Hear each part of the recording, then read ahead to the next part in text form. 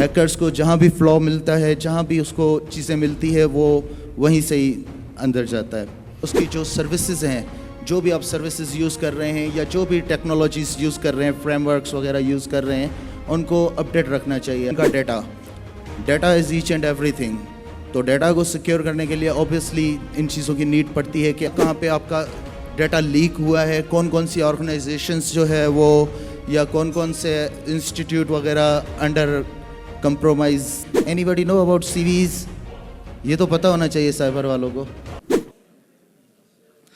तो ये कुछ एक्सटेंशंस हैं जो आपको स्पेशली देखनी चाहिए कि एक्सिस जो है, अगर विंडोज़ यूज़र हैं आप, तो एक्सिस वगैरह की फाइल्स या कोई सॉफ्टवेयर आप थर्ड पार्टी से डाउनलोड करते हैं तो उन पे फोकस करें पहले, कि अब जो भी थर्ड पार्टी से, जैसे क्रैक सॉफ्टवेयर्स हो गए या कोई भी इस टाइप की चीज़ें जो सॉफ्टवेयर्स आप यूज़ करते हैं, उन पे फोकस करें कि आइदर दे आर रियल और नॉट।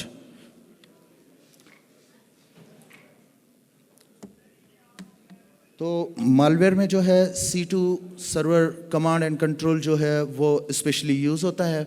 उसमें ये सिनेरियो होता है कि एक अटैकर क्या करता है कि एक बैकएंड पे अपना सर्वर रन कर देता है, उस सर्वर पे जो है अपना कोई मालवेयर होस्ट करता है, जहाँ पे आपका पूरा सेशन आ जाता है।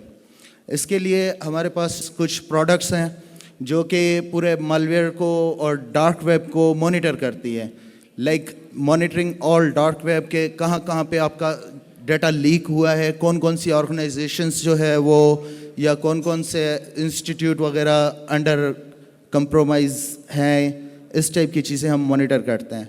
और दूसरा, हमारी पेन टेस्टिंग भी होती है। अब पेन टेस्टिंग की हर किसी को नीड होती है ऑब्वियसली।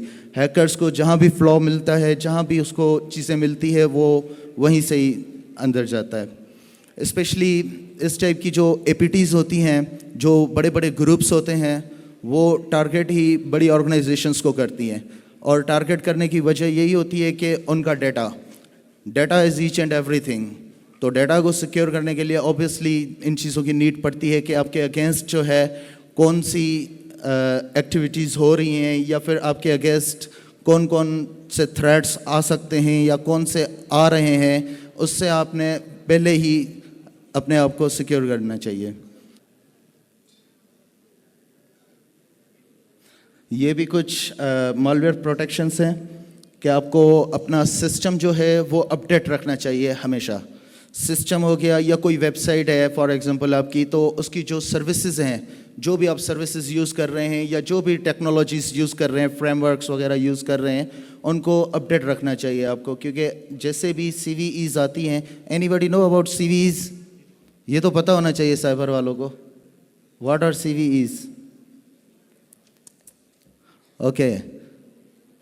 तो जो भी फ्लॉज हैं, जो भी वल्नरेबिलिटीज़ हैं, उन पे आपको फोकस करना चाहिए कि कहाँ कहाँ से एक हैकर जो है वो अटैक कर सकता है।